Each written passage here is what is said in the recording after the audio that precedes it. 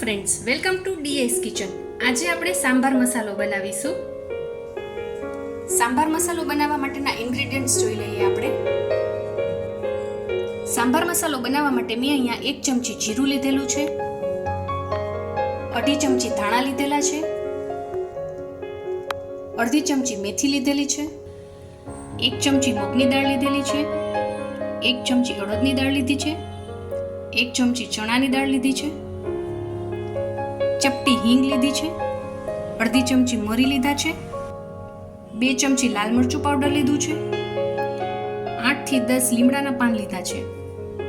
હવે એક કડાઈમાં આપણે સ્લો ફ્લેમ પર અડદની દાળ ઉમેરીશું, મગની દાળ ઉમેરીશું, ચણાની દાળ ઉમેરીશું, ધાણા ઉમેરીશું, જીરું ઉમેરીશું, મેથી ઉમેરીશું. બધા મસાલાને આપણે શેકી લઈશું. મસાલા બળી ન જાય તેનું ખાસ ધ્યાન રાખવું. આ મસાલા 50% શેકાઈ જાય પછી એમાં મરી ઉમેરીશું.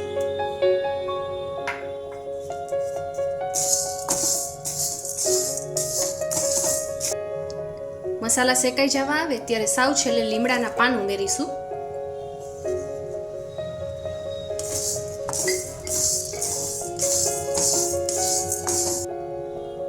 લીમડાના પાન આ રીતે કરકરા થાય ત્યાં સુધી આપણે મસાલાને શેકવાનો છે. આપણા મસાલા શેકાઈ ગયા છે, એની સુગંધ આવે છે. હવે આપણે ગેસની ફ્લેમને ઓફ કરી દઈશું અને મસાલાને આપણે ઠંડા થવા દઈશું.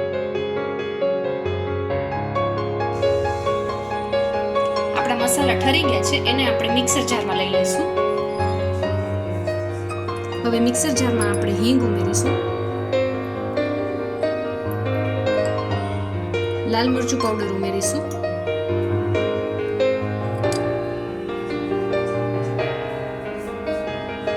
અને આ બધા મસાલાને પીસી લઈશું. આપણો સાંભાર મસાલો પીસાઈ ગયો છે, એને આપણે ચારી લઈશું.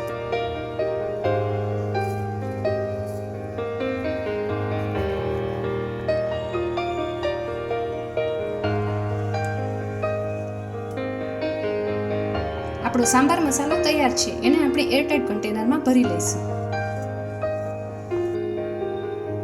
તો તમને મારી આજની સાંભાર મસાલાની રેસીપી કેવી લાગી એ કમેન્ટ કરીને જણાવજો. મારો વિડીયો ગમ્યો હોય તો લાઈક કરજો, શેર કરજો અને મારી યુટ્યુબ ચેનલને સબસ્ક્રાઇબ કરજો. Thank you.